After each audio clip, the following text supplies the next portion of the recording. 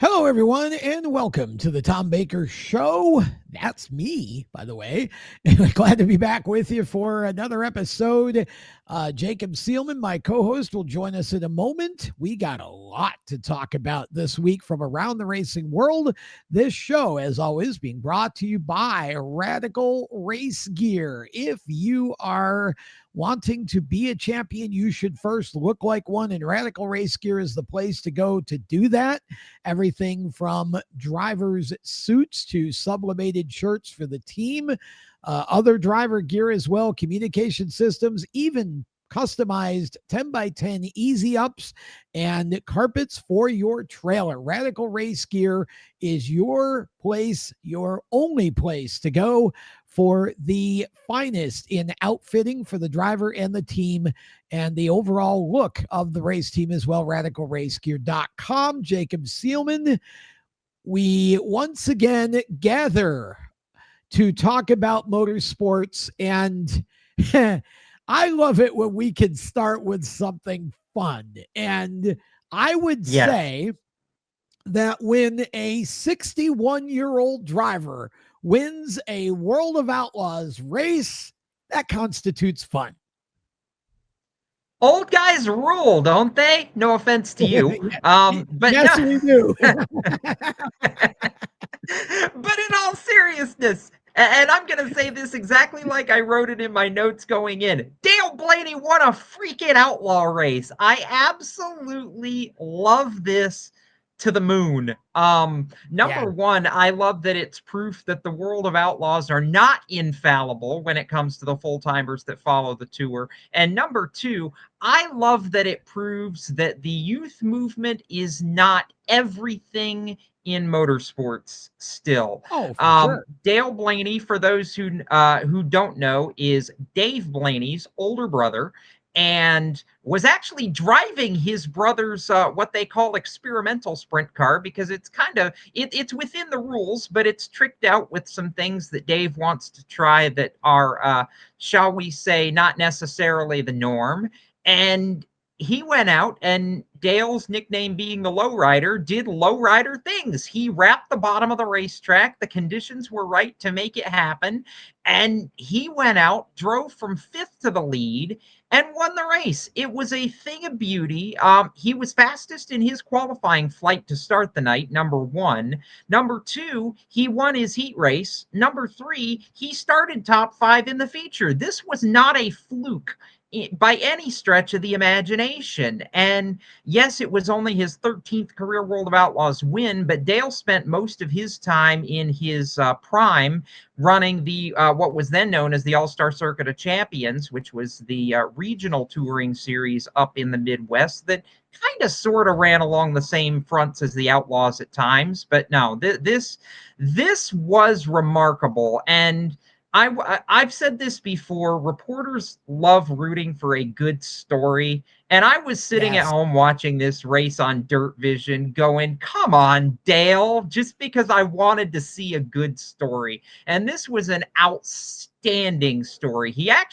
Dave had become the oldest winner in history about 4 years ago at age 58, when he did basically the same thing at Sharon Speedway, which is the track that the Blaney family owns and manages these days. So Dale went out, broke his brother's record in his brother's race car.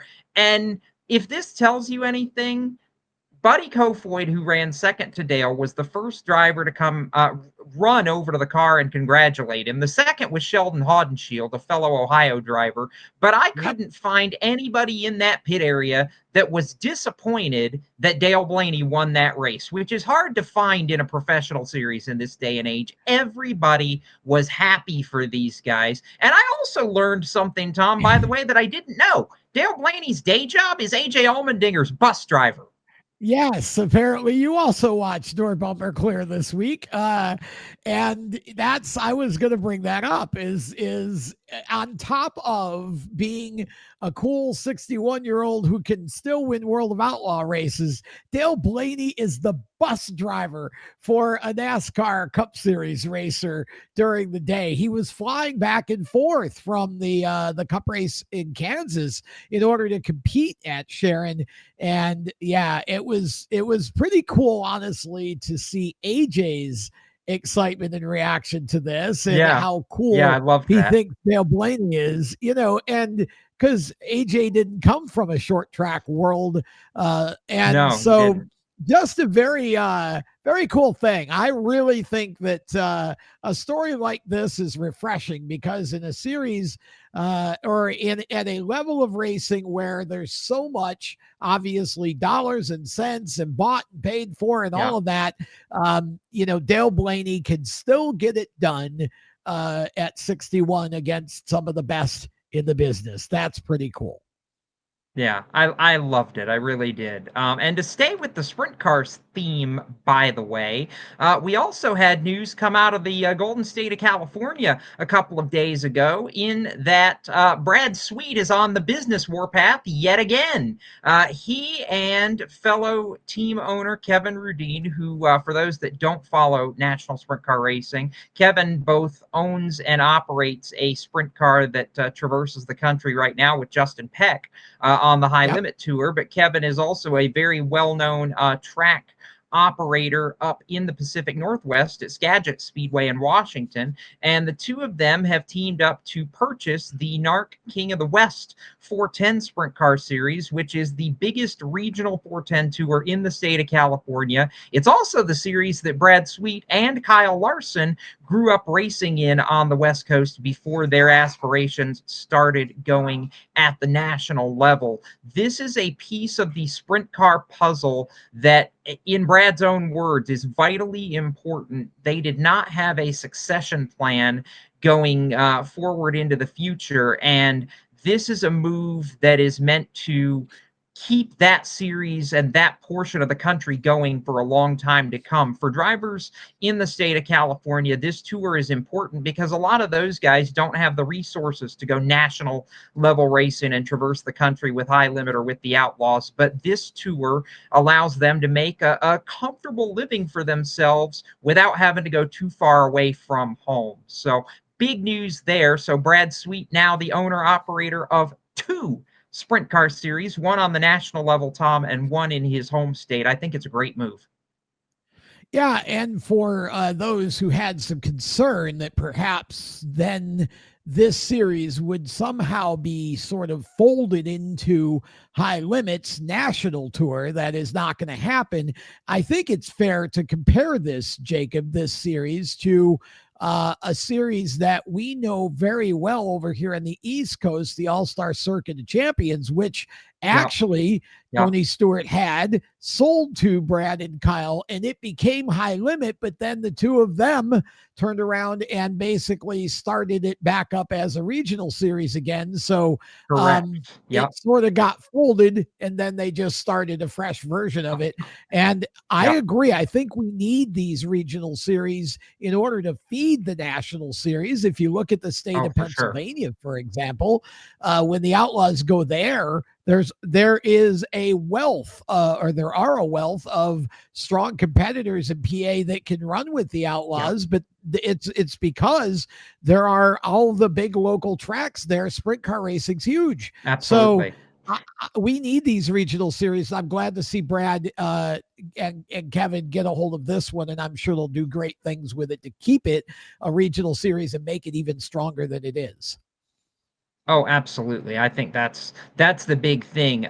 Brent Kading, who those that know California racing know the Kading family name, was racing and also playing a part in helping to operate and kind of shepherd the series. And this allows Brent and Jim Allen to take a step back and focus on other ventures that still tie into King of the West, but kind of allows Brad and Kevin to take over the business side of it. So more on that as it kind of formulates and gets closer to a 2026 schedule. But I was just really happy to see all that play out. And speaking of Brad Sweet, that brings us to his other business venture in the High Limit Series, which raced in Pennsylvania most recently. They had a pair of races, one by Danny Sams, who took the win in a rain-shortened race, and then by Tanner Thorson most recently. And the Path Valley race that Tanner Thorson won was the most interesting, I think, Tom, because when I say to you, the top two in points had to make the feature on provisionals. That ought to tell you exactly how tough the PA posse is, which tightened up both the driver and owner point battles to just 52 points. Driver points, it's 52 between the top two, Abreu and Brad Sweet, Rico Abreu and Brad Sweet, I should say. The owner points, when you add in Aaron Reitzel's 87 entry, that gives you a third car in between those 52 points. And you want to talk about chaos? 5 races in 9 days later this month to close the season.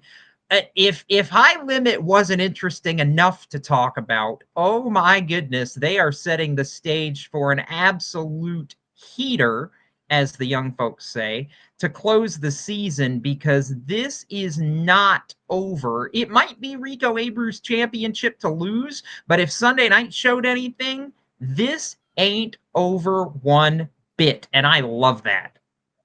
Oh, not even close to being over. And, you know, you look at the two winners, obviously Tanner Thorson, an experienced veteran, and Danny Sams III, a young racer from Florida who is making his presence felt on the national tour. Both of them getting wins in PA, and that's a cool thing. So it shows you the diversity of the winners. And with the close points race, this has been certainly a banner season for the High Limit series. And as you say, 5 races in 9 days in October to close the season. It is far from over yet.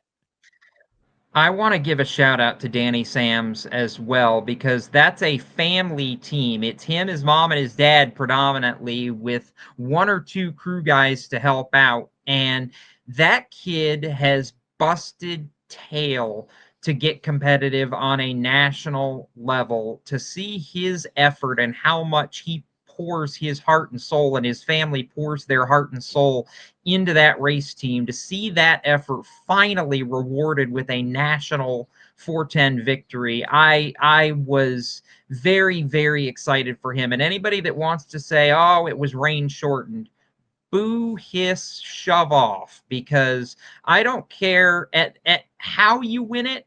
At that level, it's like winning a Cup Series race in stock cars. It is not easy to do. It is a deep field every night, and you have to put yourself in position to take advantage of moments like that. Danny Sams did that and was rewarded at Bridgeport with that win. And I hope that gives them some momentum going into next year, because he's come on really strong in the second half of the summer. Oh, for sure. And there again, the rain shortened thing, look, there's no asterisk there. They ran the number of laps they ran. Danny Sams was in the lead when the rain stopped the show. Simple as that. You have to be there in order to get the win. And Danny Sams has been competitive, and I know that a full race win is coming soon for Danny Sams. Sure. But again, just great stuff when you look at sprint car racing right now. It is it is a tremendous season on both series. You and I like late model stocks, Tom, don't we? We do. Yep, we do. There was kind of sort of a big race most recently here at Martinsville that we care to enjoy, as do many other fans. I don't know, in all the time that I've been covering the Valley Star Credit Union 300, though, that we have seen a finish as brilliant as what we saw in this year's edition, because not only did it end up, despite being in overtime, what I would call a clean finish for Martinsville short track racing, but to see kind of that changing of the guard, if you will, in Landon Pembelton in a door slammer finish to nip Lee Pulliam, who, as everybody has said over the last month, is the GOAT in that style of racing, by a nose. I would say maybe the width of a front bumper, to win his second grandfather clock. The first clock for Landon Pembelton was kind of a surprise. He wasn't necessarily, and he said as much in his interview, wasn't necessarily prepared for that one. This one, Right. he wanted to beat the best, and he beat the best. This I would call a statement win, was how it felt to me, Tom, for somebody like Landon, who has tried to make his name in this class over the past couple years. Was that how it felt to you? Because it's, it was a big moment when he won his first one, but this one to me felt like, okay, Landon's here to stay this time.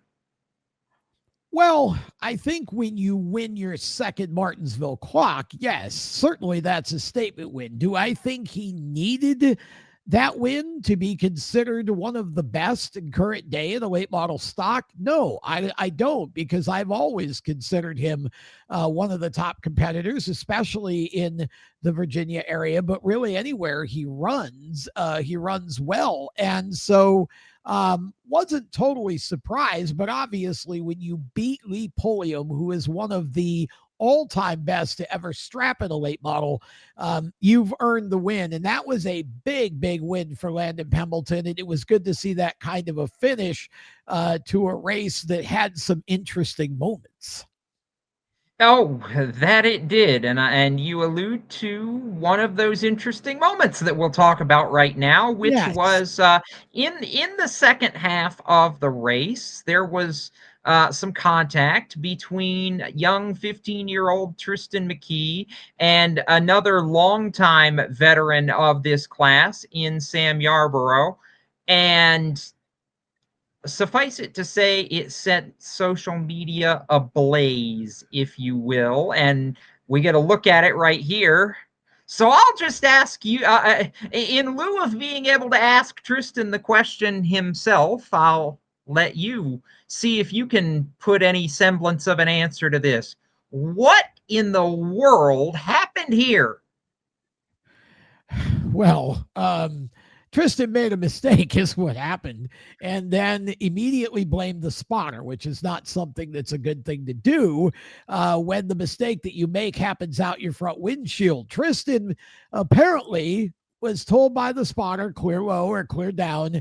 And according to what Tristan told Dale Jr., he was just trying to get down in a hurry. He was kind of, just trying to make sure that somebody didn't get underneath him going into the corner, to which Dale Jr. basically said, boy, you probably should go another 100 feet before you make that, and then just blend naturally, right?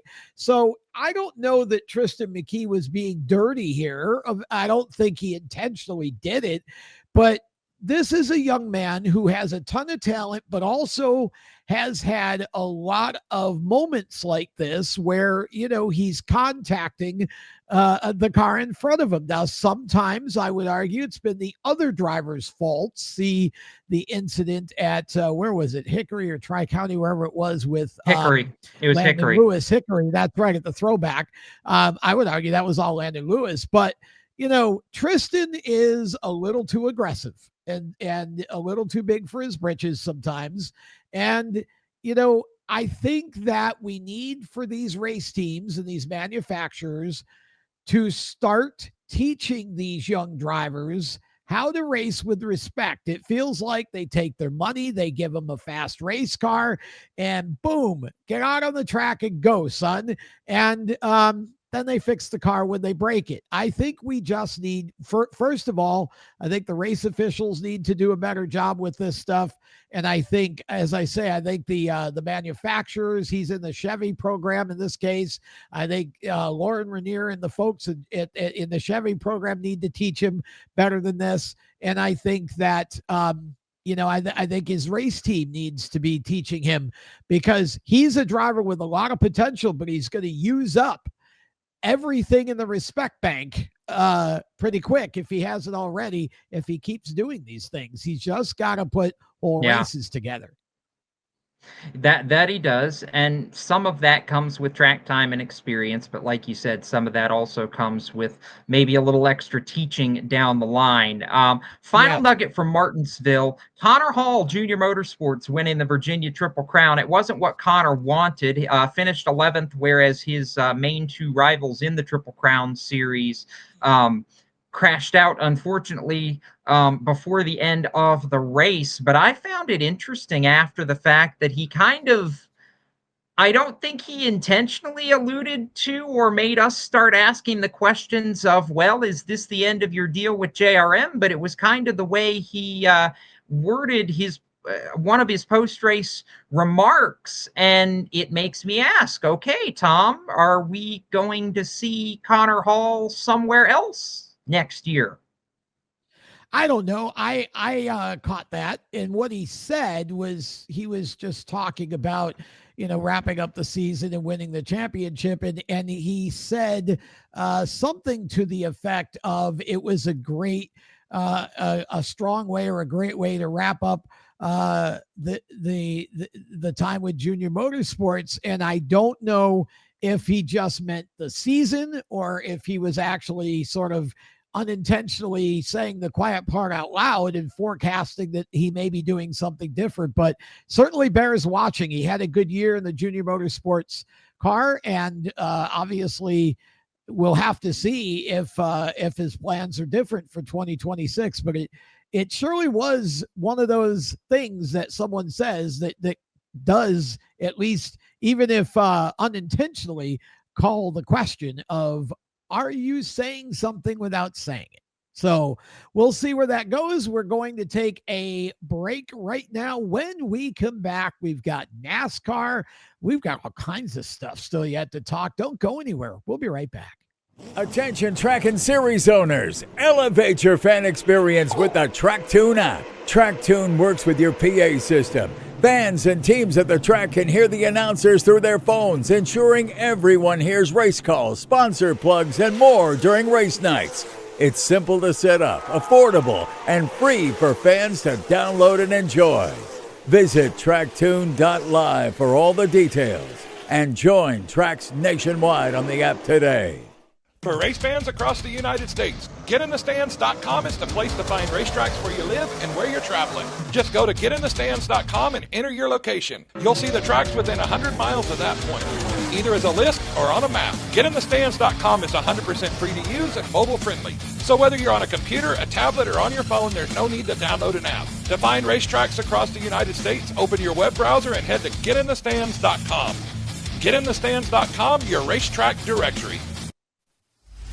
For over 50 years, FHS Superior Synthetic Oil has powered high-performance engines with unbeatable protection and speed. Whether it's drag racing, go-karts, sprint cars, stock cars, or your daily driver, FHS stands for high speed and delivers every time. Their advanced synthetic oils boost your engine's responsiveness, acceleration, and efficiency, giving you the winning edge on every lap.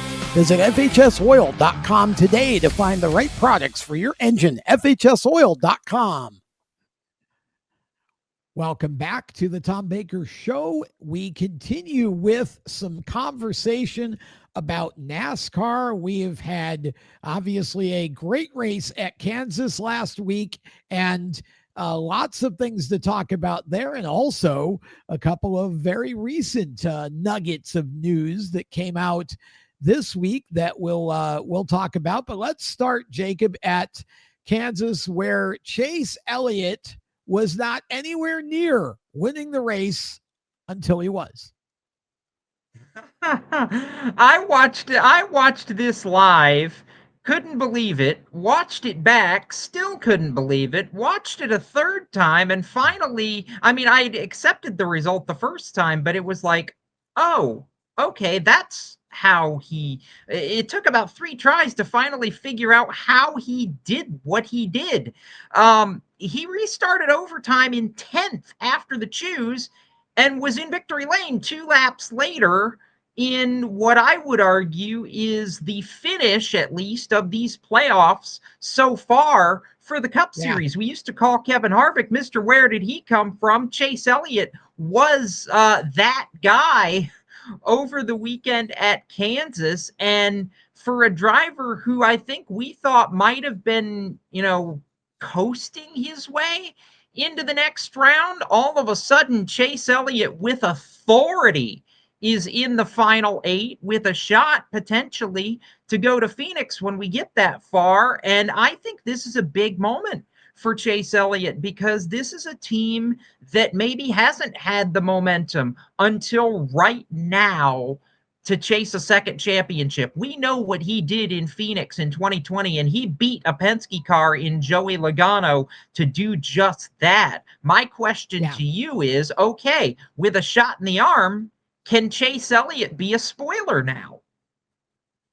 Yeah, I think he can. I mean, you look at the tracks that are in front of us. I think Chase is one of the best whose name's not Van Gisbergen on road courses. I think he has a legitimate shot this Sunday at Charlotte at finishing second to Shane Van Gisbergen on the Roval. So that would mean he gets more points than any of the rest of the playoff guys, right?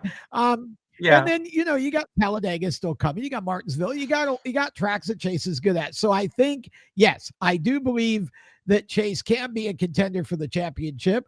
Now, with that being said, he needs to send Denny Hamlin a Christmas card because Denny, obviously, who was trying to win the race for his car owner, Joe Gibbs Racing, ended up in, what's always a difficult situation, right? He's racing for the win against one of his cars with Bubba Wallace driving. And, Denny's got some power steering issues and, so he's just trying to win the race. And you watch him get underneath Bubba and, he just takes him up the track and Bubba gets into the fence, just grazes it. And of course that at that point opened the bottom, the door on the bottom for Elliott to get there and win. So, I hate this kind of a situation. It's always, it's tough to be a driver for one and an owner at the same time. We saw that with Dale Earnhardt, with DEI and driving for Richard Childress. It is tough to do that. And Denny made it clear on his podcast on Sundays, I am a driver. And that's as it should be because he's being paid by Joe Gibbs. He's got a Joe Gibbs crew, Joe Gibbs car. He's got to go try to win the race. And obviously you're not going to intentionally do anything to mess up your own car. And I don't think he really did anything intentionally there. They were just racing hard for the win. Yeah, I think the hard part with that, though, is the fact that Toyota cars lined up 1, 2, 3, 4, 5 on the final restart, and none of them, count them 0, won the race. That's what makes it a little difficult and a little surprising there. I think the big thing that contact did is it prevents both 2311 cars from having a shot to be in the round of 8. Basically, now you go to the Roval and both cars are in must-win situations. So if you're going to beat Shane Van Gisbergen, it's one or the other instead of potentially both, which might have happened if Bubba Wallace had won at Kansas. But I digress back some laps to what preceded overtime now, which was the moment that everybody's eyebrows shot up into their hairline, or for you and I, our lack of hairline, in the fact that Zane Smith and John Hunter Nemechek, that contact ending in Zane on his side, skidding through 3 and 4, doing his best impression of Ross Chastain at Martinsville, only more spectacularly. Yikes. Thank God for safe race cars, because this was one of those moments where my heart was in my throat for a fraction of a second, because it's the kind of look that you never want to see out of anything, especially at a place like Kansas. I mean, it just shocked me that would happen somewhere like this. It was just a perfect storm, it seemed like, when John Hunter came up in the racetrack to Zane to get him launched on the wall there. Yeah, I mean, it's Zane certainly didn't have any idea at the beginning of the day that he was going to be a tumbler and a gymnast before it was over. And I don't think he would have wished that. So, I think they're going to need a speedy cash loan now to fix the car. But John Hunter, just lost the handle, it looked like. And it's unfortunate because that's one of those accidents that you look at and say, well, this didn't need to happen. They were running for a top 10 spot. It looked like, both of them were going to have great days. And unfortunately that got ruined for Zane anyway. And I'm thankful he was okay because, those last couple of tumbles when you're, landing on asphalt, those cars are so rigid. These new cars are that, not a lot of shock absorbance by the car compared to what we've had in the past. So the driver really feels it in those types of crashes. And I don't think this needs to cause a panic about, let's figure out why the car went upside down. It just caught the wall. No, it's called physics. No, you can't. Yeah, I mean, you just can't prevent him. Before we touch on the breaking news of the most recent, I want to tie in to kind of put a bow on Kansas, the Seelman stat of the week, if I may, in that you mentioned Shane Van Gisbergen earlier in reference to the Roval, and I want to shout out SVG for the fact that he earned his first top 10 on an oval, turning left in the Cup Series with a what I would call a stellar comeback at Kansas. He started that race a lap down after having to do a stop and go penalty on the opening lap because of the post-inspection issue that they caught Trackhouse in. And he comes back, gets a top 10, and actually ties Canadian Earl Ross for 4th all-time in overall top 10s in the NASCAR Cup Series by an internationally born driver. Most of them on road courses. Now, SVG has an oval top 10 to go with it, which is number one interesting, but number two not overly surprising. We've all believed that once he starts figuring this oval racing thing out, that he was going to get better and better. I think we're starting to see that, and SVG and Trackhouse Racing tie into the breaking news of the most recent, Tom, because the crew chief that is heading there for Connor Zilisch next year is no longer at Richard Childress Racing in the crew chief role, because we got word that Randall Burnett will not finish the year, the final 5 races, as Kyle Busch's crew chief atop the pit box. Thoughts? That's correct.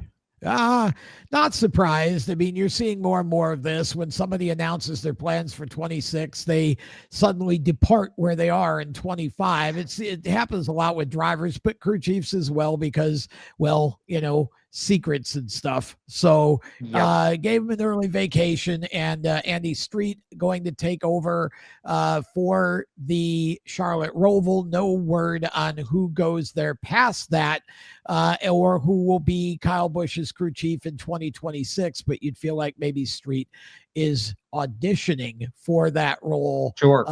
Agreed. At the Roval. So we'll see how that goes. We have some NHRA news. Let's get through it quickly. Doug Kalitta closing in on his second Top Fuel title after a big win in St. Louis. Matt Hagan staying alive in funny car. Austin Prock couldn't keep his Charlotte momentum going, and Greg Anderson pressuring Dallas Glenn in Pro Stock for that championship. Herrera also back on the bike attack against Gadsden, who won at Charlotte as well. So the NHRA road to the championship is definitely in full swing, Jacob.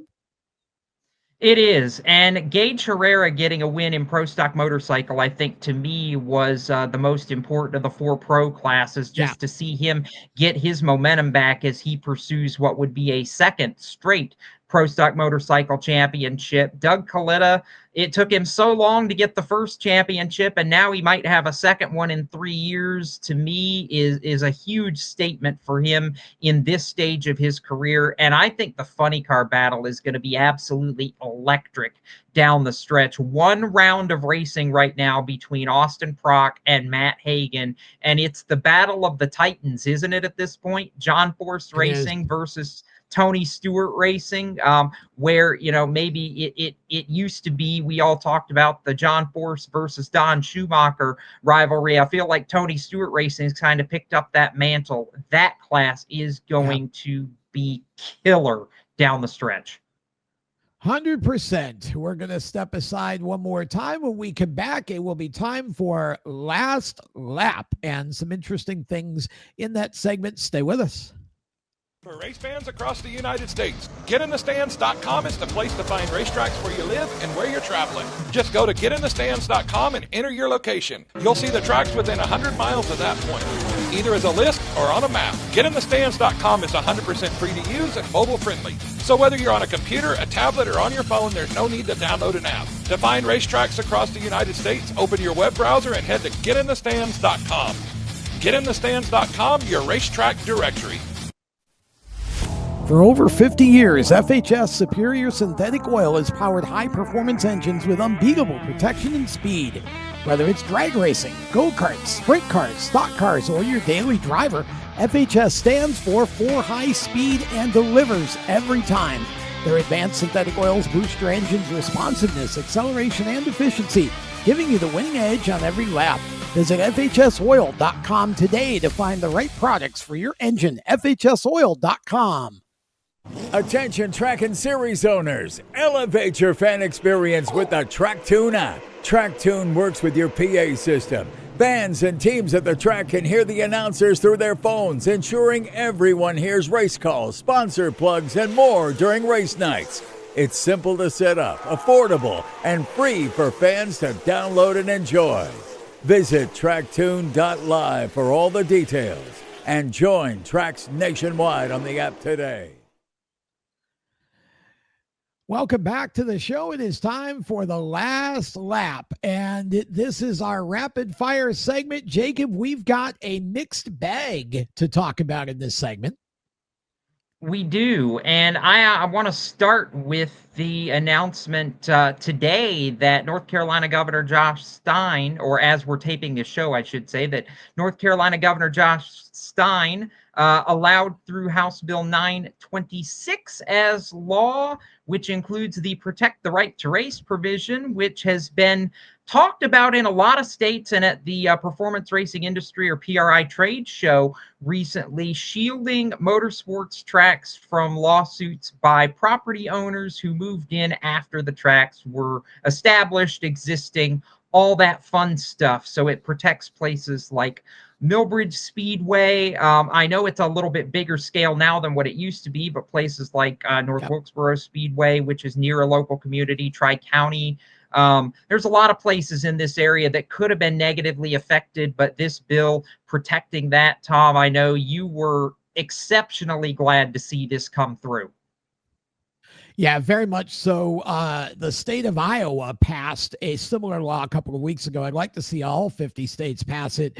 And basically what it says is if you move next to a pre-existing racetrack, don't complain about the noise. Don't complain about the dust. You moved there knowing there was an operating racetrack, and therefore you just don't need to complain. The law preserves, in this case, a $3.82 billion motorsports industry in North Carolina, over 20,000 jobs, generating over $1.35 billion in wages and $477 million in taxes for the state. So obviously this is important, but even more so, you know, obviously locally owned tracks, vital for affordable entertainment, fostering young racers, and driving automotive innovation. So basically all of these reasons come together to say, look, folks, I mean, you know, if you choose to move there, you know what you're doing. So good job by the North Carolina state legislature and Josh Stein to sign this bill. Yeah, no, I'm very pleased. Like you mentioned, the state of Iowa, it was big in terms of protecting Knoxville Raceway, among other racetracks in recent years. And I'm with you. I would love to see all 50 states ultimately put this through to protect the sport that we Yes. love across the nation, but one step at a time. As we see. IndyCar nugget, real quick. It seems there is growing steam behind a return to Cleveland for a race in Yay! Ohio in 2027. Now, if it were me and I had my druthers, which they don't ask my opinion, I would love to see it go back to the Burke Lakefront Airport course. Me too. However, it looks like it's going to be a downtown Cleveland street circuit. Okay. I love it for the Cleveland market, though, because that is an area that always loved its IndyCar and open wheel racing when the Sure. series back to the kart days was there previously. And I would love to see this come to fruition for that area of the country, if nothing else, coming up in 27. For sure, I'd like to see it. This isn't exactly the Northeast market, but at least it gets it close. No. And I hope they have a section right up front for the dog pound. For those of you who don't know, that is the Cleveland Browns fan base. Yes, it is. Oh, I'm sorry to any of my friends who do root for the Browns. I could say the same as when I was a Lions fan, and we went through that dark period in our history. That's okay. Yes. We're better now for it. The Cleveland That's right. franchise this year, maybe not so much. For sure. Well, let's see what happens in 2027. Also, Tim Yeah. Prema potentially up for sale, 20 to 25 million bucks for the IndyCar team. If you want to buy an IndyCar team, there's a good one for you to buy.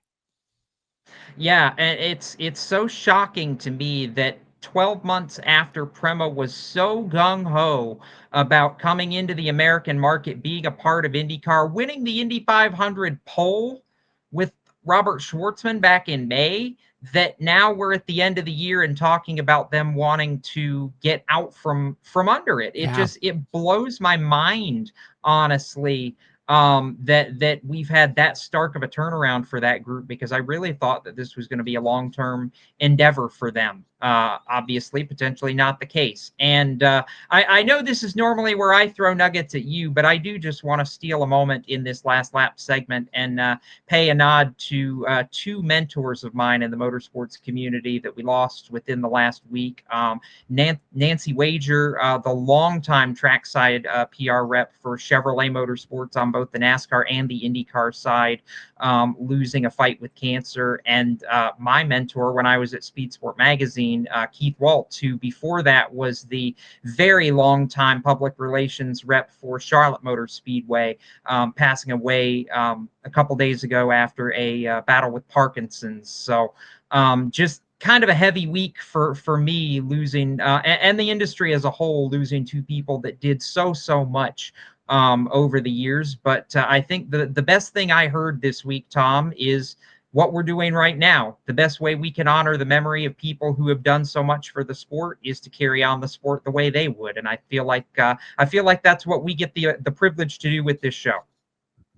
100%. And our prayers and condolences to both of their families and loved ones. And that is how we will wrap up the show. Jacob Seelman off to Florida and Alabama to do must-see racing things. And I will be off to the Roval to cover Charlotte. And so we'll have all kinds of opportunities for news about those things in the coming weeks. With that, we step away for another week. For more great content, steeringwheelnation.com is the place to go. Our streaming channel right on the PowerTube TV platform, at The Wheel Nation on Facebook and Instagram. And of course, if you want to hook up with me directly and talk racing, Tom Baker TV on Instagram is a way to do that. And we'll be back next week for more of the Tom Baker Show. So long.